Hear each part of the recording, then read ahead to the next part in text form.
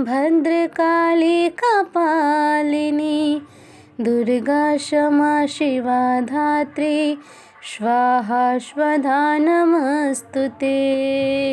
जय माता दी दोस्तों, आप सभी लोगों का स्वागत है हमारे YouTube चैनल में। आज हम बात करने वाले हैं यस नेम वाले जातक का साल 2022 से लेकर 2027 तक कैसा रहने वाला है। मेरे प्रिय दर्शक, हम आपको बताएंगे कि 5 सालों में आपका सेहत कैसा रहेगा, आपका लव लाइफ कैसा रहेगा, आपका कैरियर कैसा रहेगा, आपको धन का लाभ होगा या धन की हानि। कोई करीबी दोस्त आपको अपना राज बताने वाला है। आपको उसकी बातों को बहुत ही ध्यान से सुनकर ही सलाह और सहानुभूति देनी होगी। अपने सभी कार्य रचनात्मक तरीके से करें। आप फिलहाल ताकतवर तरीके से कार्य कर रहे हैं और इसका प्रभाव आपके आसपास के सब लोगों पर पड़ेगा। इसलिए आपको सोच समझकर ही कुछ करना और बोलना पड़ेगा। साल आपके लिए कुछ अजीब सा रहेगा। कुछ ऐसी घटनाएं घट सकती हैं जिनके होने की आपने कभी उम्मीद भी नहीं की होगी। यह महत्वपूर्ण होगा कि आप ग्रहों की स्थिति का ध्यान रखते हुए यह समझने की कोशिश करें कि वो आपको किस दिशा में ले जाने की कोशिश कर रहे हैं। जीवन के इस मोड़ पर सही रास्ता का चुनाव कर पाना आपके लिए बहुत ही महत्वपूर्ण साबित होने वाला है।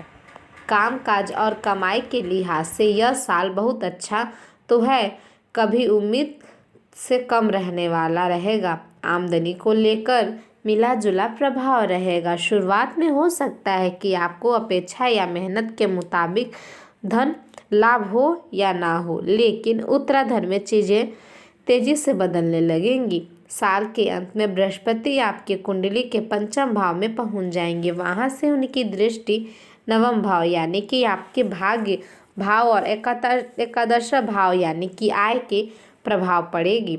साथ ही लग्न पर भी बृहस्पति की दृष्टि होगी, यानी कि शरीर तक साथ देगा, जोश से भरे रहेंगे और भाग्य भी आपको साथ मिलेगा। तो आमदनी की आशा के अनुरूप तरीके देखने को मिलेगी आपको। आपका मन काफ़ी प्रसन्न रहेगा। संभव है कि आय के किसी अतिरिक्त स्रोत का रास्ता तैयार होने लगे जो पिछली कमी को पूरा कर दे। परिवार के लोगों का भरपूर सहयोग मिलेगा।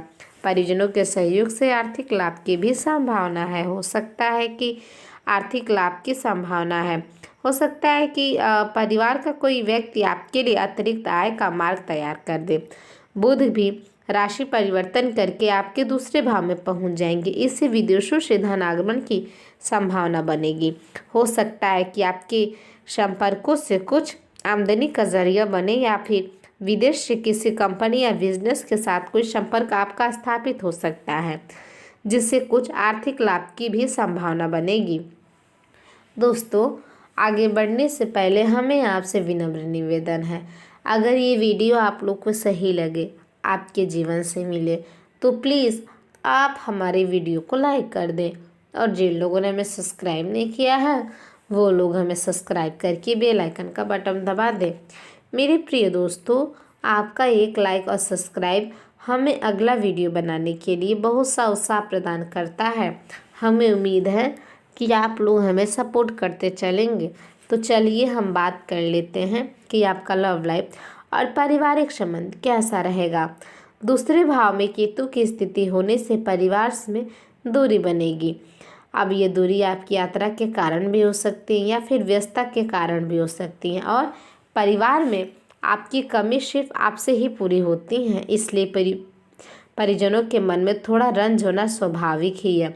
बेशक आप सबके लिए कर रहे हैं, लेकिन अपने लोगों के साथ बर्ताव में प्रेम दर्शाना होगा। उन्हें यह एहसास कराना होगा कि अंततः जितना भी हम काम कर रहे हैं सब परिवार के लिए ही कर रहे हैं।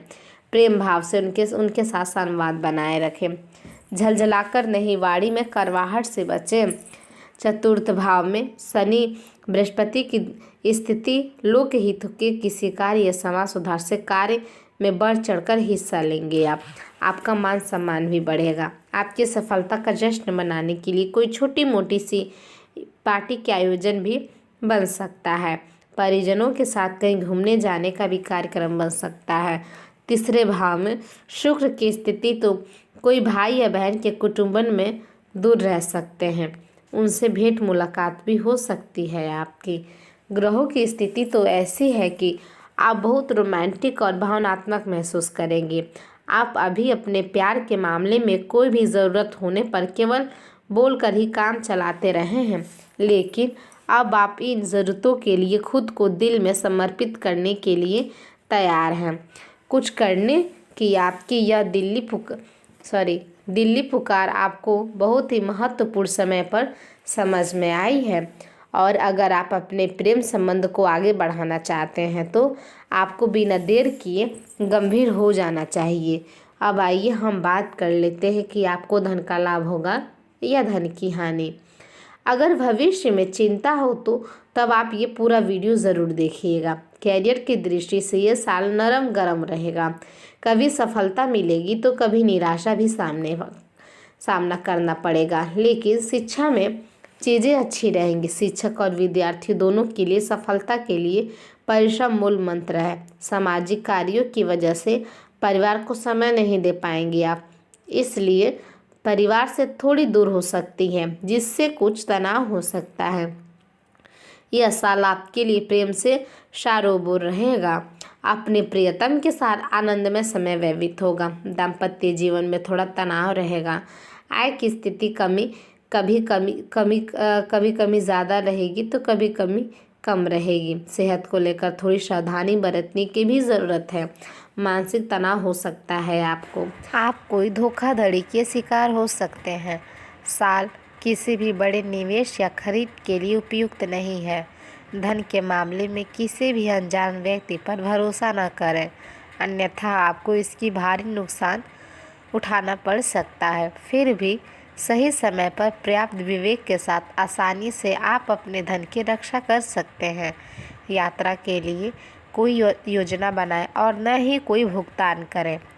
आप अपने कार्य क्षेत्र में काफ़ी मुखर और प्रेरक रहेंगे। आपको ऐसे कार्य क्षेत्र में कार्य करने के लिए अवसर मिलेंगे जहां साझेदारी से कारोबार होता हो और एक दूसरे की सहायता करना प्रमुखता हो। आप प्रमुख परियोजना को पूरा करने के लिए दूसरों को संगठित करने के लिए प्रेरित करते हैं, जिससे कि आपकी भूमिका के लिए प्रशंसा और सम्मान आपको मिलने की भी संभावना है, और आपके धन का स्वास्थ्य भी स्वस्थ रहने की भी संभावना है। अब आइए हम बात कर लेते हैं कि आपके लिए मेरा आज का शुभ विचार क्या है। आप लोग इसे ध्यानपूर्वक सुनिएगा। हमें उम्मीद है हमारा ये शुभ विचार आपके उदास जीवन में हंसी खुशी से भर देगा। तो आइए अब हम शुरुआत करते हैं। अनुमान गलत हो सकता है, पर अनुभव कभी नहीं गलत होता है, क्योंकि अनुमान हमारे मन की कल्पना है और अनुभव हमारे जीवन की सीख है। अच्छा वक्त उसी का होता है जो किसी का बुरा नहीं सोचते। पेड़ काटने से डाली कभी नहीं सूखती है, हमेशा पेड़ की जड़ें काटने से ही सूखता है। वैसे ही इंसान अपने कर्मों से नहीं बल्कि अपनी छोटी मोटी सोच और गलत व्यवहार से ही हारता है। किसी ने क्या खूब कहा है, खुशियाँ आए तो ज़िंदगी में चख लेना मिठाई समझकर, गम आए तो वो भी रख लेना दवाई समझकर। ताकत ज़रूरत की तभी होती है जब कुछ करना हो, वरना दुनिया में तो सब कुछ पाने के लिए प्रेम ही काफ़ी है। चेहरा देखकर इंसान पहचाने की कला थी मुझ में। तकलीफ़ तो तब हुई जब इंसानों के पास बहुत सारे चेहरे थे। हमें उम्मीद है हमारे यह शुभ विचार आपको काफ़ी पसंद आया होगा। मेरे प्रिय दर्शक, आपको बहुत बहुत धन्यवाद हमारा ये वीडियो देखने के लिए। हम फिर से मिलते हैं अपने नेक्स्ट वीडियो में। तब तक के लिए जय माता दी। आपका दिन शुभ हो।